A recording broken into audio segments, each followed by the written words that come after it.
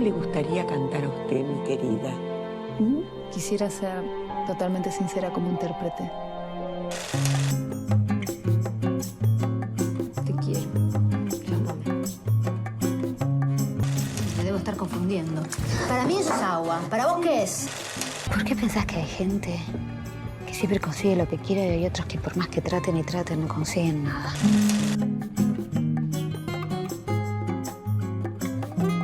Nos vamos a mudar a la casa de ella primero, que es muy grande ahora porque bueno, mi papá falleció hace unos años.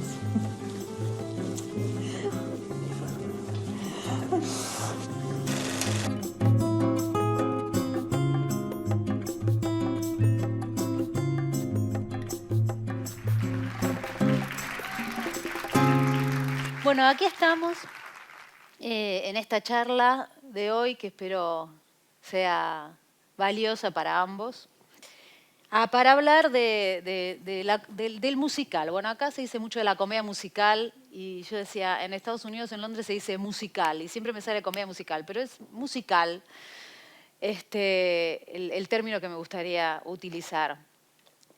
Y quizás para defenderla un poco como parte del teatro, que a veces acá he escuchado muchas veces esto de que es un género menor. Entonces empecé ahí como un poco, che, ¿qué pasa si en esta charla la titulamos así? El musical, un género menor. Y analizamos un poco esta situación. Entonces empecé a buscar qué género. Entonces, bueno, un amigo me dijo, no es un género el musical, directamente. No es ni un género menor ni nada, no es un género. Es una manera de hacer teatro, pero con música, canciones. Bueno, pero en realidad esto de si es un género o no es un género, creo que depende del punto de vista en que se tome, ¿no? Estaba leyendo Wikipedia y decía que era un subgénero menor, como claro, peor todavía, como la ópera, como el ballet, como la opereta, como el sainete, bueno, entonces como que lo ponían, y que los subgéneros mayores eran el drama, la comedia y la tragedia. Entonces, bueno, cada uno lo encasilla en el lugar donde necesita su cabeza ponerlo. Género o no género, es una manera que tenemos los artistas de expresar en el teatro. También se dice, bueno, es un musical cuando la canción mueve la historia. Si solamente es una canción, no es un musical. Bueno, vieron, hay un montón de situaciones. Entonces el otro día cuando hablaba con las chicas preparando esta charla decía, bueno, la realidad es que sí es una manera de hacer teatro y que estaría buenísimo que los actores, los que nos subimos al escenario, tengamos la posibilidad de sumarnos a hacer un musical, que tengamos la instrucción también de cómo cantar, cómo bailar, para poder también expresarnos así. O sea, somos artistas, no somos solo actores, cantantes, bailarines. Cuando uno ingresa en el mundo del arte, es mi manera de ver las cosas, ingresa en un mundo donde se empiezan a abrir un abanico de posibilidades. Una vez una bruja me dijo, si vos haces bien una parte del arte, podés hacer bien cualquier cosa del arte. ¿No? Entonces yo dije, ay, voy a pintar. Nunca pinté, pero no importa. Todavía no me morí, en algún momento quizás pinte. Pero bueno, fue lindo eso, porque claro, ¿no? ¿Por qué ponernos barreras los artistas y solamente hacer algo? Sí, podemos ser mejores. Yo, de hecho, empecé bailando. Durante 10 años me entrené muy fuertemente como bailarina. A los 15 años empecé a estudiar canto. Mi mamá no le gustaba esto del arte escénico, no le gustaba mandarme a teatro porque tenía miedo, las sexualidades, las cosas esas. Entonces yo esperé a tener más de 18 para hacer actuación, algún que otro curso, pero ahí es donde siempre me sentí floja, porque en mi cabeza era como no había estudiado canto, no había estudiado actuación, eso era, yo no sabía. Yo sabía cuando desafinaba, cuando no llegaba a una nota, yo sabía cuando estaba el pie torcido o mi Batman no era tan alto, pero no sabía cuando estaba hablando y de repente, ¿estaré diciendo bien el texto? Ahora, los chicos de ahora tienen mucha suerte porque hay escuelas que integran todo eso, pero en mi época tenía que ir a particulares, que también es muy interesante, porque el maestro particular va derecho a lo que es tu artista. Pero bueno, volviendo a lo de la comedia musical o el musical y de lo que se dice que es el género menor, de menor no tiene nada, no tiene nada. Me voy a ir al hemisferio norte, donde se hacen los grandes musicales. Es donde más gente va a ver teatro, o sea, no va, más que las obras de teatro, de texto, van a ver musicales, porque viene gente de todo el mundo y el musical es algo que lo entiende todo el mundo, más allá de que el inglés es un idioma que maneja la mayoría de las personas, por lo menos los viajantes. También se entiende la historia. Aquel que no maneja el inglés va a ver una comedia musical y entiende más la historia. Se gasta muchísima plata, se recauda muchísima plata. Hay un musical que hace 30 años que está en cartel. La única obra de teatro que sé que está hace 40 se llama La Ratonera. Está en Londres, es de Agatha Christie. Todavía dura todo ese tiempo porque la familia de Agatha Christie la mantiene y está en un teatro que es muy chiquitito. Eso hablando de la parte comercial. Después, ¿qué pasa con quienes integran el equipo de la comedia, del musical? Los actores tienen que saber bailar, cantar, actuar, a veces hasta hacer acrobacia, colgarse. Los técnicos tienen que también hasta ser músicos, porque tienen que... hay una figura que se llama stage manager, que es el que dice, ahora. Y cuando dice ahora, si le erró, le pega a un bailarín un decorado o le pasa por encima del pie, ¿no? Porque son cosas increíbles. Yo he visto El Señor de los Anillos. ¿Cómo hacen El Señor de los Anillos? Sí, montañas, cosas que se movían y eso, todo eso tiene que estar está muy cronometrado y con una perfección tremenda. O sea que tiene muchísima disciplina también el musical, muchísima. Y no es superficial, porque podemos encontrar muchas obras donde es un entretenimiento y solamente bailan chicas un poco desnudas, o cada vez menos es eso. Y cada vez va evolucionando más y encontramos historias muy potentes, como por ejemplo... El otro día recordaba que hay un musical que se llama Hamilton, que tiene que ver con la independencia de los Estados Unidos. Y como Hamilton creo que está en uno de los billetes de Estados Unidos, ¿sí? Y colocaron a un actor negro. Y también todo el cast, todo el elenco, es de latinos, negros. No hay un blanco que es el que hace de rey. Hay algo ahí que está puesto a propósito para mover, para hacer pensar a la gente. Y saben que fue a verlo el vicepresidente de Trump y cuando terminó el saludo, el actor principal le dijo, usted puede decirle al señor Trump que esto es América. Esto es América. ¿No es cierto? ¡Qué fuerte! Y eso lo hicieron desde un musical, que es un género menor. No nos tenemos que sentir mal a los que nos gustan los musicales que nos digan que es un género menor, porque eso quiere decir que es un subgénero como la ópera, bueno, todas esas cosas. Pero no nos tenemos que sentir mal nosotros, porque de menor, como les digo, no tiene nada.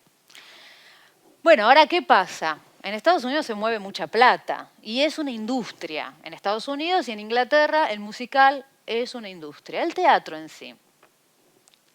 Hay muchos actores, se preparan mucho, tienen muchísimas escuelas, hay muchísima competencia, hay sindicatos. Los actores de Inglaterra a veces van una cantidad a hacer obras en Estados Unidos y de Estados Unidos mandan la misma cantidad a Inglaterra porque tienen todos acuerdos, no puede trabajar cualquiera en esos, en estas obras. Está también estipulado, por ejemplo, no estamos hablando del Estado, no estamos hablando de una comedia musical, de un musical privado. En Evita le hablaba de mi vestuario a la peluquera y la peluquera me dijo, no es mi departamento. Así que yo dije, bueno, sí, claro, tenés razón, de esto se tiene que ocupar la vestuarista, ¿no? Y ahí empezamos a ver cuáles son las diferencias de lo que pasa en la Argentina con el teatro musical. Claro, nos falta un montón. A veces traen producciones de afuera donde aprendemos un montón, porque traen producciones, por ejemplo, se hicieron Los Miserables, Chicago, Fiebre de Sábado por la Noche, El Fantasmas de la Ópera.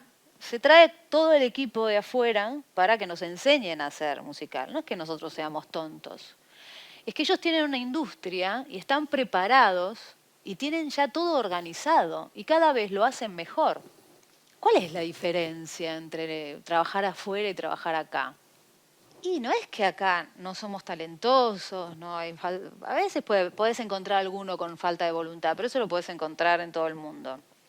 Además del dinero, hay todo un mecanismo que está organizado para que el musical funcione.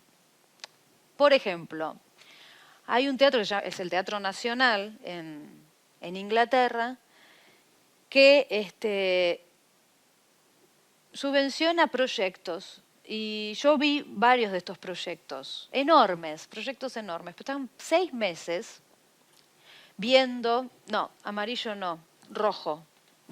Hacéselo en rojo ahora. Bueno, vamos a hacerle el vestuario en rojo. ¿No? Ponerle cosas así que vos decís, acá es imposible. Una obra entera que se llamaba War Horse, que se llama Caballos de Guerra, ¿no? Hecha con titiriteros. Actores que hacían la parte de los humanos y los caballos, tamaño real, reales, manejados por titiriteros desde afuera. Y vos no lo ves al titiritero. Algo así como Avenue Q, que acá se dio en un momento. Bueno, hasta el movimiento de la oreja, o sea, algo que no puedes estudiar en 5 semanas. Algo que estás estudiando hace un montón, cómo es el comportamiento del animal, cómo respiran con el animal. Hay un montón de videitos en YouTube que si hay alguno que le interesa lo puede chequear. Bueno, esto tiene que ver para mí, con básicamente, bueno, el dinero y con el mecanismo. Y ahora vemos qué pasa con el musical en la Argentina, ¿no? Cada vez hay más, la gente no va tanto. Bueno, ¿qué pasa? ¿Nos identifica el musical que se trae? O sea, ¿al argentino se siente identificado con eso que ve? Y a veces no, porque son historias que identifican a Estados Unidos, ¿no? Pero de repente nos encontramos con Los Monstruos, que están acá, que es algo que surge de un autor que es argentino. A veces nos encontramos con, recuerdo que hice La Fiaca, que es también un musical que desde La Fiaca, que es una película, que se transformó en musical y que tenía también ritmos argentinos y que la música no se parecía a nada, era algo medio creado como del sonido de la ciudad de Buenos Aires. Entonces yo creo que de a poco, además que tenemos a los actores que cada vez se preparan más, de a poco el musical en la Argentina va teniendo un lugar y el actor se va apropiando y no tiene tanta vergüenza de estar en un musical. Porque a veces los actores tienen, por eso decimos otra vez lo del género menor, tienen vergüenza o les parece que no creen en la historia. Y ahora voy a leer algo sobre la música que tiene que ver con la magia del musical. Con esto se me caen las 4 décadas.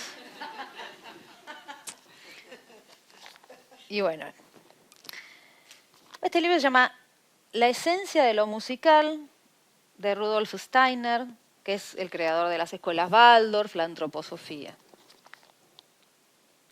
Bueno, él hacía unas conferencias y él dice, la música, por un lado, es lo mejor que entiende el alma, la disposición anímica directamente sensitiva. Y por el otro lado, tiene algo difícil para los que quieren comprender cuál es su efecto. Si quisiéramos comparar la música con las otras artes, habríamos de decir, en realidad las otras artes tienen un modelo en el mundo físico.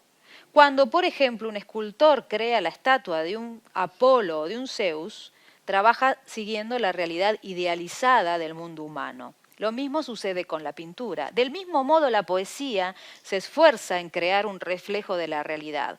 Quien quiera aplicar esa teoría a la música no podría llegar apenas a ningún resultado. Y Schopenhauer dice, le atribuyo a la música el papel de expresar directamente la esencia del cosmos. Es algo muy interesante porque la música realmente eleva, la gente se siente, cuando ve algo musical, admira muchísimo al cantante. Lo hablaba también el otro día cuando hablaban de La Voz. Ahora hay un reality que se llama La Voz. Y todo el mundo se siente realmente admirado con el que puede hacer música. Todos podemos hacer música. Lo que pasa es como que no nos direccionamos hacia la música o hacia el arte. Pero todos podríamos, ¿no es cierto?, involucrarnos con algo artístico y hacerlo. Y el cantar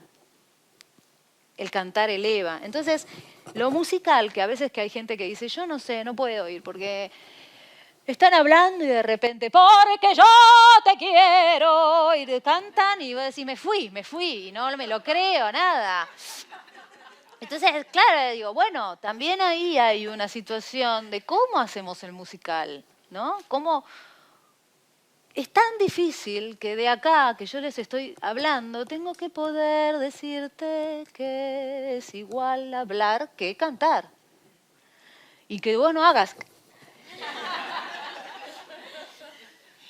Pero eso tiene que ver con la escritura del musical, cómo se escribe para que eso pueda hacerlo el actor también. Y cómo el actor no piensa que por cantar tiene que olvidarse de interpretar, sino que puede seguir transmitiendo y la canción es parte de esa historia, como de repente cuando baila y tiene que también, ay, mirá, está bailando, la gente tiene que seguir metida en ese viaje. Y eso tiene que ver también con que el actor se lo pueda creer. Si el actor cada vez que va a cantar o cada vez que va a bailar siente que no está en el hilo o no está contando la historia, bueno, la gente lo va a entender de esa manera también. Y también tiene que ver con los gustos. Hay gente que no soporta la ópera, hay gente que no le gusta el ballet, y hay gente que no le gusta las obras de teatro y le gustan los musicales y viceversa. Pero en el musical, el actor puede encontrar una gran profundidad a la hora de interpretar. Así que de género menor creo que no tenemos nada. En Inglaterra, cuando yo estaba haciendo Piaf, me admiraba ver cómo había todo esta cosa organizada para hacer el musical. Piaf no fue elaborada para hacer un gran musical. Era un musical hecho para un teatro que se llama Donmar Warehouse, que es una fundación, y que es muy prestigioso y que han trabajado grandes actores, Nicole Kidman y un montón de actores que nunca, siempre me olvido de todos los nombres. ¿Quién te fue a visitar a Londres cuando estaba haciendo? Y no me salen los nombres, pero yo los veo en las películas, pero no me salen los nombres. Bueno, no importa. Grandes actores, es muy prestigioso. Este teatro es muy chiquitito y tiene esta situación de cercanía con el público. Entonces, de ahí también uno puede trabajar algo muy chiquitito y también entender que en los musicales también puedes trabajar algo muy chiquitito. En ese teatro yo hice Piaf y hicimos Passion. dos obras totalmente distintas. Piaf tenía diálogos y canciones que no movían la historia, las canciones eran en general cuando Piaf cantaba en un recital o quizás algún pensamiento o sensación que ella tuviera en algún momento. Y Passion es un musical de Stephen Sondheim que tenía diálogos y canciones, pero las canciones movían la historia. Y era increíble, ¿no? Porque pasaba esto, era tan íntimo que uno no podía hacer esto que muchas veces nos enseñan. Tenés que llegar a la última fila. La última fila estaba ahí. Y entonces vos no podías. Era un poco cinematográfico. Entonces fue muy interesante tener esa posibilidad de hacer mucho tiempo una obra para entender. Que es lo mismo que me pasó con Evita, hacer un año entero una obra, esto sí, eran en un escenario muy grande y sí había que llegar a la última fila, de todos modos podía llegar a encontrar unos grandes momentos de mucha sutileza y de miradas con el actor con el que estaba actuando, y que hacían que no volara una mosca, eran momentos muy íntimos en un escenario muy grande, en un teatro muy grande. Volviendo a esto de cómo organizaban los ensayos. En la primera semana sacábamos libros, leíamos sobre, por ejemplo, en Piaf, en Passion también, pero Piaf era como algo más, teníamos mucha bibliografía y había biografías de Piaf. Y entonces, bueno, ¿qué relación tenía ella con este personaje? ¿Cuál era la anécdota? Entonces cada personaje traía, y mira, yo leí esto, hacía como su búsqueda, yo leí tal cosa del personaje, lo uníamos, comparamos, después veíamos la escena. Todo lo que se hace también para un teatro, para una obra de texto, ¿no es cierto? O sea, teníamos llegábamos a esa profundidad, no era superficial. La primera semana veíamos todo esto, los primeros 2 días. Los otros días ya empezábamos a montar.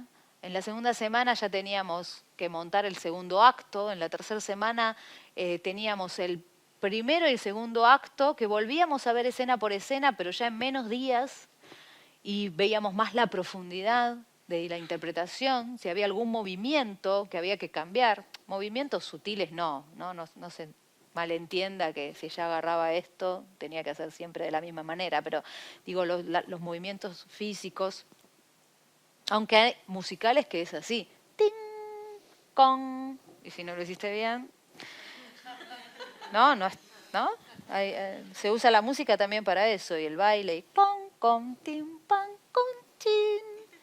Y si no lo hiciste así, no está tan bien. A la cuarta semana pasábamos toda la obra, hacíamos pasadas, y ya con más profundidad, y bueno, y después estábamos preparados para ir. O sea que no era tanto el tiempo. 5 semanas ya estábamos con la obra en el escenario, haciendo luces y preparados para hacer lo que ellos le llaman previas, los previews, que son las pasadas que hacemos ya con público que pagó, pero el director todavía tiene el changüí antes de que venga la prensa de cambiar cosas, de modificar cosas. Nosotros antes de entrar a la previa, con esto quiero decir que no está todo tan, o sea, están capacitados para el cambio, están capacitados también para decir, esto no, esto lo vamos a cambiar. O sea, tienen una estructura y dentro de esa estructura se mueve el arte. Por ejemplo, en un momento la obra era un poco antigua, entonces se había hecho unos recortes y seguía teniendo acto 1 y acto 2. Pero se habían hecho tantos recortes en el acto 2 que había quedado demasiado pequeño. Entonces el director me dijo, ¿te animás a sacar el intervalo? Te vas a tener que cambiar la peluca en 2 segundos y el vestuario también y ponerte el lápiz labial. Y yo dije, y dale. Y lo probamos, ¿no? Obviamente, esto no ya en los previews. Y lo probamos. Y bueno, y era tan efectivo, no sé quiénes habrán visto acá Piaf, pero era todo tan efectivo que menos mal que habíamos sacado ese entreacto. Sí, entreacto. Entonces se pudo llegar a, este es un superproducto. Con un anotador todos los días, yendo a camarín por camarín, el director diciéndonos, te paraste mal acá, esto lo tendrías que decir de otra manera, porque ¿qué pasa en esta escena que no se movió? Elena, dijiste mal esta palabra. Porque como era en inglés, siempre me... Y esta estuvo mal también, esta se dice así, esta también. Había una frase muy graciosa que yo te iba a decir, I don't want to leave, I want to live. O sea, no quiero dejar, no quiero irme, me quiero vivir. Pero yo decía las I y parecidas. I don't want to leave, I just want to live. No es así. Es una, I don't want to leave, I just want to live. Uy, ¿cómo era eso? ¿Vos sabés que uno me lo puso en la crítica? Que lo único que podía decir era que mi pronunciación en esas palabras fue genial. Pero bueno, nada, es así, muy lindo hacer teatro en el primer mundo, donde es un lugar donde volvemos a repetir, es puramente, es una industria donde trabajan para eso. Y acá tenemos mucho por aprender, pero estamos muy, muy encaminados y cada vez con mejores chicos. El otro día fui a dar una clase a una escuela que tiene Ricky Pashkus, que tiene chicos becados y todos eran grandes intérpretes. No lo sabían porque todavía cantaban, que es otra de las cosas que pasa, que se canta y uno se ocupa de la melodía nada más, y de la música, y de llegar al agudo, y cómo apoyo, y cómo abro la boca, y cómo lo hago grande, y nos olvidamos de interpretar estas palabras. Y cuando empezamos a trabajar eso, lloraban mientras hacían la canción, o se reía la gente. Así que eso fue muy, muy, muy interesante. Hay otra cosa que pasa, que tenía que ver con los ensayos, y que es esto de que la energía y que yo me sentía una deportista de primera línea haciendo Evita 6 veces por semana. No tenía que salir, no podía tomar, no podía comer determinadas cosas porque si no el reflujo, no sé qué. Tenía que estar bien, de hecho tenía un problema en el ciático que me lo curaron con acupuntura, 2 dolores terribles, pero levanté la pierna porque si no, no podía levantarla. O sea, tenía que estar con un cuidado, me traían en remis, porque si el frío me atacaba la garganta. Sí, yo no sé si acá se llega a esa profundidad de cuidado.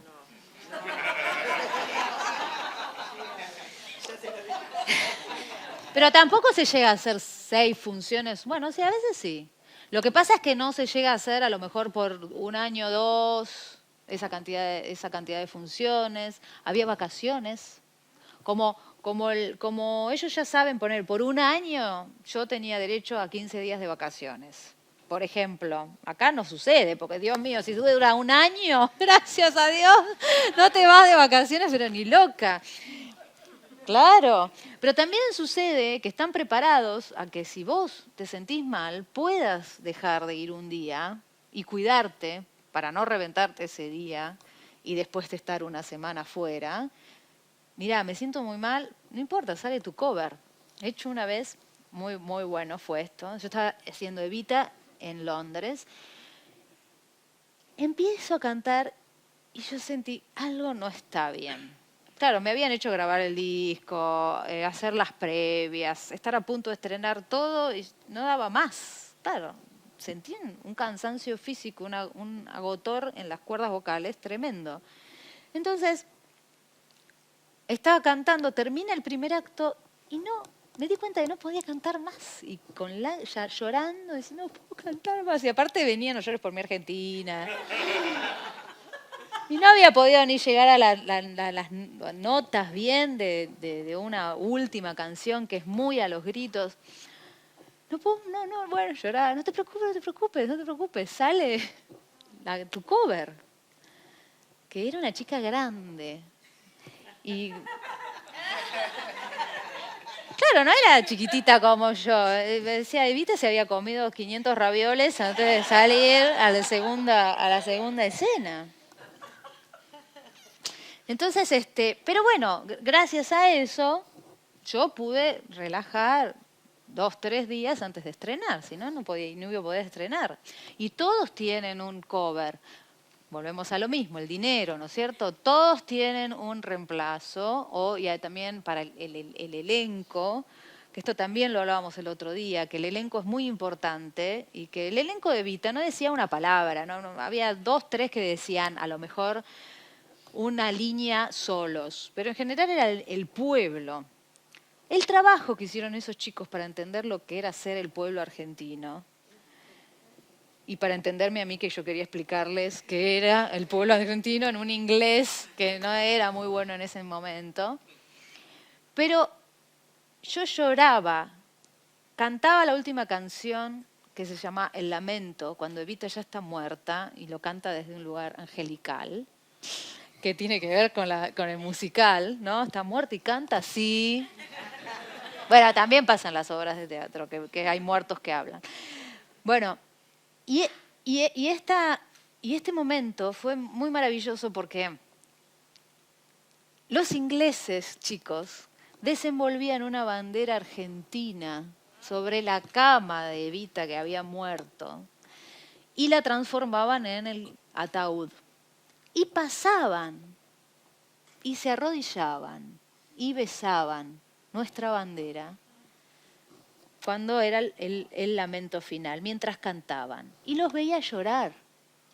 Y yo veía que todos esos, porque me lo cuento y me pongo la piel de gallina, porque todos esos personajes que eran Magaldi, el Perón, por supuesto que estaba ahí parado, las enfermeras, la que le había ido a pedir la máquina de coser, que nunca nadie dijo, te pido una máquina, sewing machine. No, nadie dijo. Pero ellos sabían que cuando iban y hablaban a Evita, que hacían que hablaban de Evita, le estaban pidiendo la máquina de coser, el vestido de novia o lo que sea que Evita les pudiera dar. Y ellos pasaban, se había muerto Evita, y lloraban y besaban la bandera. Y yo en un momento dije, ¿qué sé? Miren el arte, lo que llega a ser. Qué maravilloso. Y yo soy argentina y les estoy cantando y ellos están besando en mi bandera. Esos fueron los momentos más emocionantes que tuve cuando estaba allá. Y estaba muy lejos y bueno, lloraba, me ponía mal. Pero el director trabajaba y le daba importancia a cada uno de los personajes. Y eso también era muy importante. Y es importante encontrar ese director también acá en Argentina, que los directores logren entender también cómo es este asunto, este código del musical. Hemos visto buenos musicales acá, hemos visto que algunos musicales no fueron buenos, y bueno, pasa con todas las expresiones que vemos en el escenario. También vemos obras de teatro que no son buenas. Pero no tiene que ver con el género menor y no tiene que ver con que el actor sea malo. Quizás algunos castings, algunas elecciones para determinados personajes dicen, bueno, canta muy bien, necesito que llegue a estas notas y quizás esta persona no es tan gran actor. Pero si tiene un gran director, yo estoy segura que esa persona, que es artista y que sabe hacer una de las artes bien, puede hacer todas las artes bien. Me gusta muchísimo el título de estas charlas que se llaman Oda, ¿no? El oficio del actor, ¿no es cierto? Claro, en el oficio nosotros aprendemos mucho y yo aprendí mucho sobre la actuación mientras trabajaba. O para dar un casting. O por ejemplo, audicioné un mes entero, todos los días, para la primera obra musical que hice, que fue con Pepe Cibrián. En ese momento Pepe hacía grandes audiciones, vos te anotabas, ibas llegando, yo arribé un miércoles de la primera semana, me encontré con un grupo que se llamaba número 5 y con una división que eran grupo 1, 2, 3 y 4. Entonces él decía, ahora a cantar. Entonces cada uno pasaba a cantar. Ahora hagan esta coreografía. Entonces ahora pasa el grupo 1, ahora pasa el grupo 2, y el grupo 5 eran los mejores, eran los que venían quedando. Pero para ser el grupo 5 tenías que ser el mejor todos los días.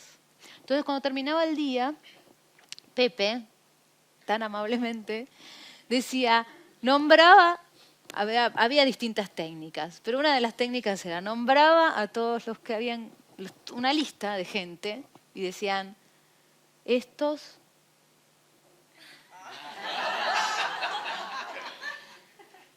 quedaron. Pero podía decir, estos no quedaron. Bueno, que eso sucedía a veces también.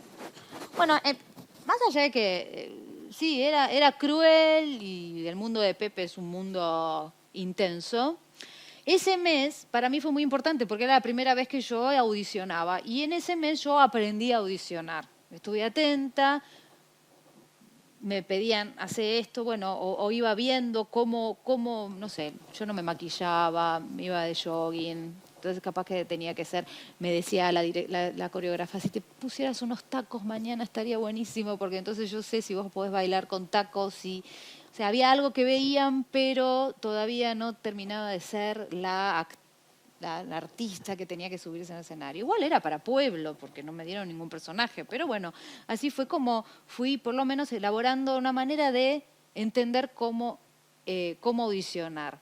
Y después fui encontrando, yo era muy, ustedes me conocen haciendo dramas, pero yo era era comediante, de hecho hacía muchas cosas con Omar Caliquio, hicimos una obra que se llama Yo que tú me enamoraba, que hacíamos la parte cómica de un espectáculo de Chico Novarro.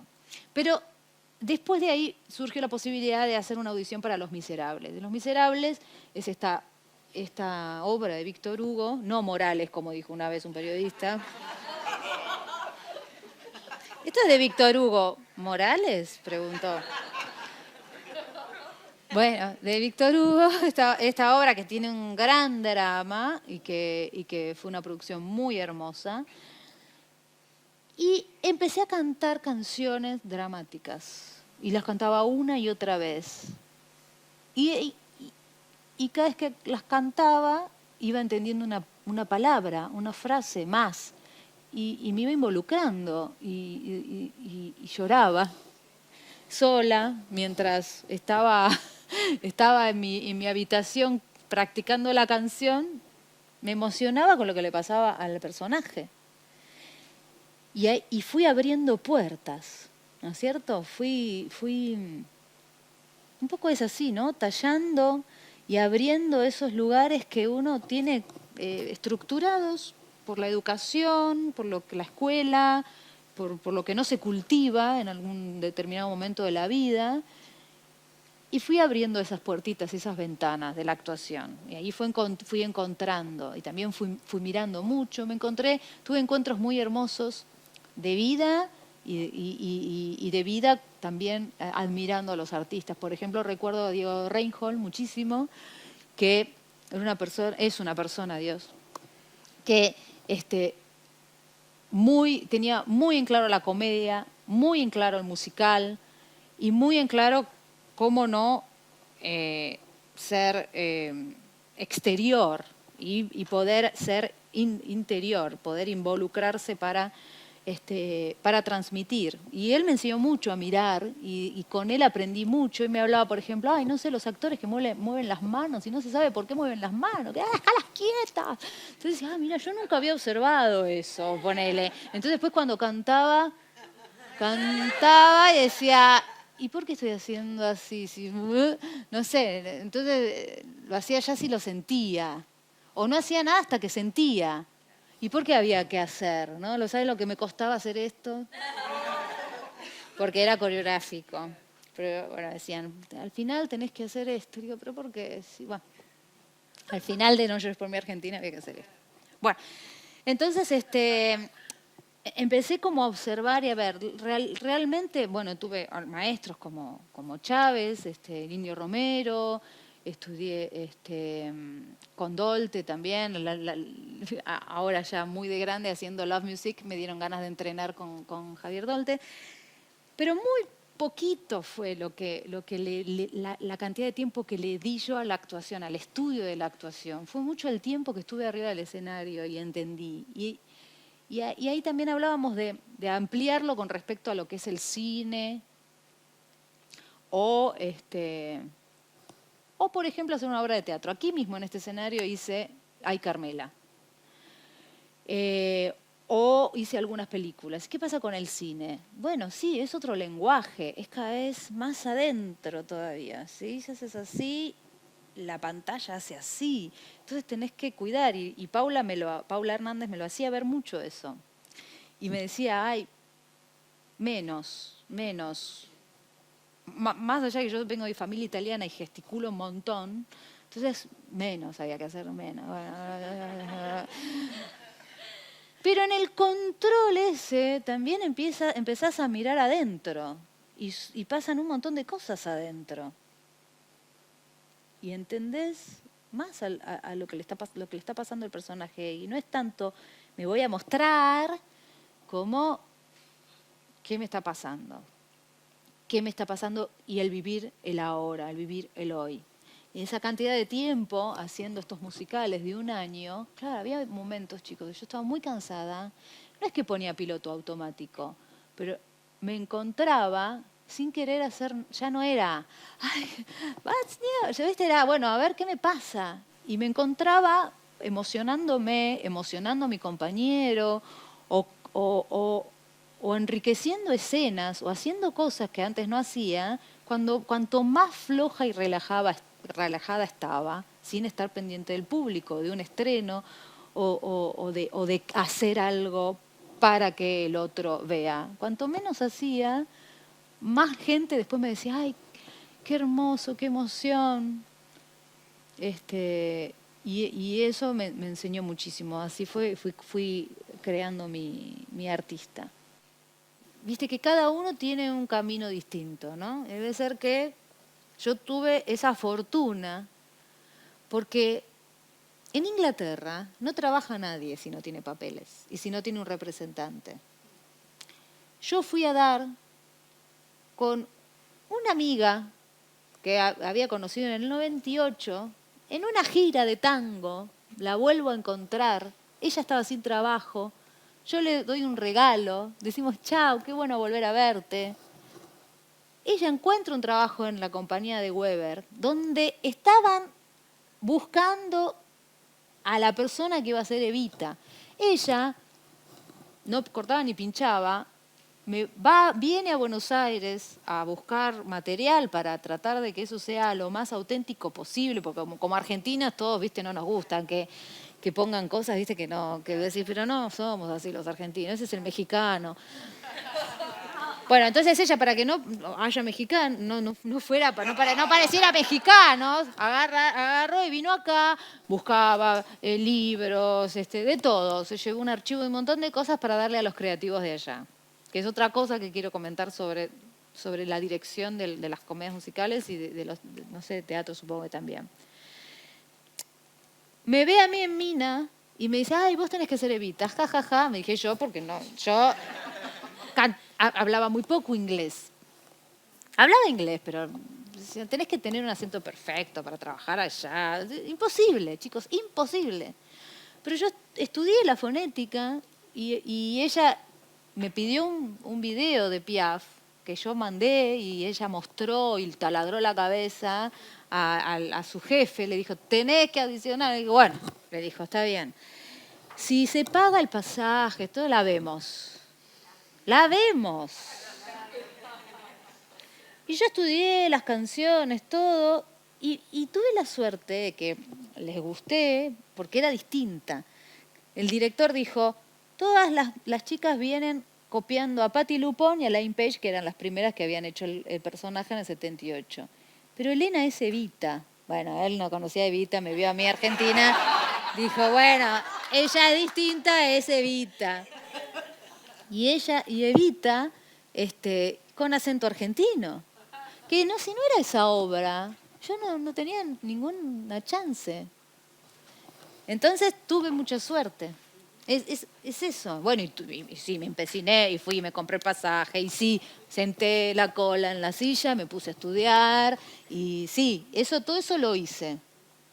Pero después fue fortuna. Así que bueno, yo doy esta charla a favor de la comedia musical. A favor de que se amplíen los actores, amplíen sus herramientas, que no le tengan miedo a cantar, que no le tengan miedo a bailar.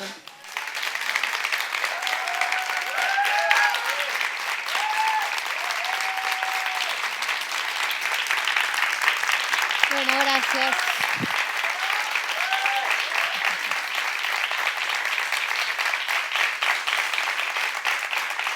Bueno, y quiero decir una última cosa, que me imagino que acá hay muchos actores, actrices y chicos que estudian. Tenemos mucho poder nosotros y estamos muy conectados con el universo. Eso lo tenemos que tener muy en claro, porque a la hora de generarle cosas a la gente, podemos cambiar vidas, curar personas. Y eso lo tenemos que saber.